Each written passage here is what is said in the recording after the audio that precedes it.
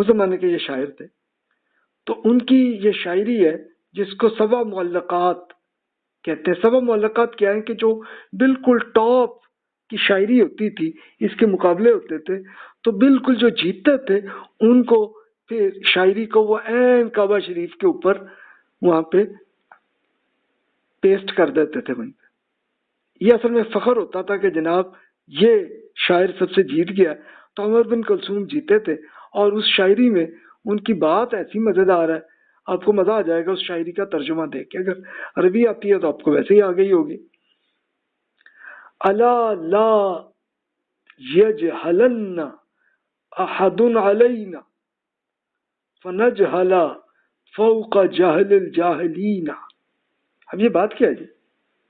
ترجمہ میں عرض کر دیتا ہوں۔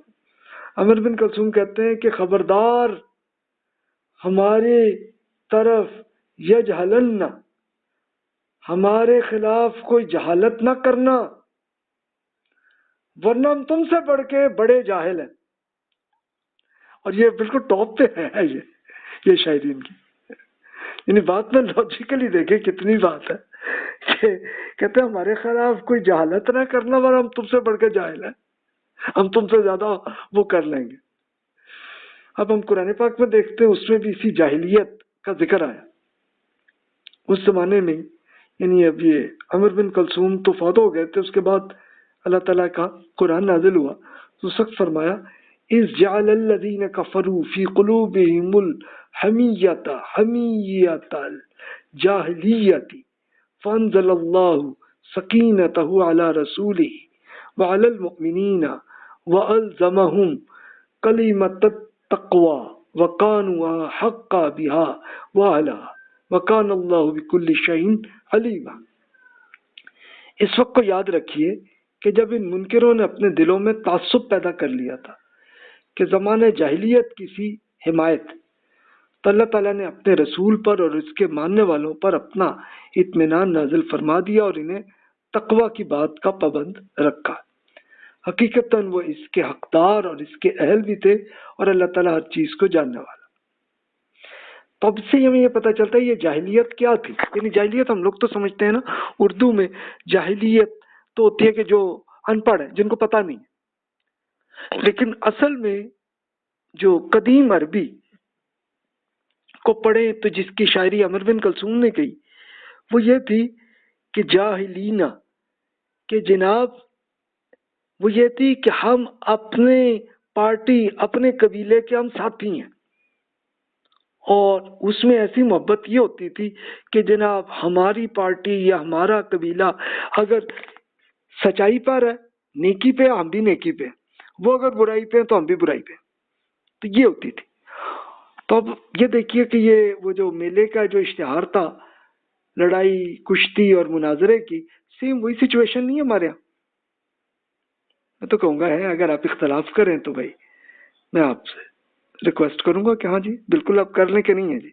الحمدللہ یہ میں عرض کروں کہ میں نے بچپن میں یہی مناظرے دیکھے تو سیم وہی جاہلیت ہی نظر آئی، لیکن اب الحمدللہ کافی کم ہو گیا، یہ میں عرض کروں گا، یہ ہمارے یہاں امپروومنٹ ہوئی الحمدللہ، اللہ کا بہت شکر کہ یہ ہو گیا۔ تو اصل تو یہ تعصب ہوتا ہے، یہ تعصب سے جاہلیت بنتی ہے۔ تو اگر ہم نے بس اتنا کرنا ہے کہ کیا میں جاہل ہوں، یعنی ہم کیا نیکی برائی ہر ایک کے ساتھ چل پڑتے ہیں اس بندے کے ساتھ، تو پھر ہم جاہلیت میں ہیں۔ اور اگر نہیں ہے، ہم خود پورا ایک لاجیکلی انالیسس کر کے فیصلہ کرتے ہیں، تو پھر اس کا مطلب ہے کہ ہم ٹھیک رستے میں ہیں۔ مزید کچھ کوشچن عرض کر دیتا ہوں۔ اپنی سابقہ زندگی کا تجزیہ کر لیجئے، آپ کو جب کوئی مثبت موقع ایک کیچ کی طرح ملتا ہے تو آپ کا رد عمل کیا ہوتا ہے؟ یعنی یہ بالکل ایسے کہ جیسے کرکٹ میں آپ کو اگر کیچ آپ کے ہاتھ میں آیا تو آپ کیا کرتے ہیں، تو سیم اسی طرح کی چیز ہی ہے کہ اگر زندگی میں ہمیں کوئی بینیفٹ مل رہا ہے تو ہم اس کا کیا کر رہے ہیں، یعنی اس سے بینیفٹ ہم کیا حاصل کر رہے ہیں اور پھر اس پہ کر کیا رہے ہیں۔ دنیا میں کامیابی حاصل کرنے کے لیے کن خصوصیات کی ضرورت ہے؟ یاد ہوگا پچھلے لیکچر میں ہم نے بہت تفصیل سے کچھ 12 خصوصیات بیان کی تھی کہ جس میں جو کامیاب انسانوں میں ہوتی ہیں اس کا آپ ذرا ریچیک کر لیں ایک بار پھر پلیز، کہ اس میں وہ ہے ہمارے یہاں وہ خصوصیات ہیں تو اللہ کا شکر ادا کریں، اور نہیں ہے تو پھر ٹھیک کر لیں۔ تخلیقی اور تقلیدی ذہن میں 5 فرق کیا ہوتے ہیں؟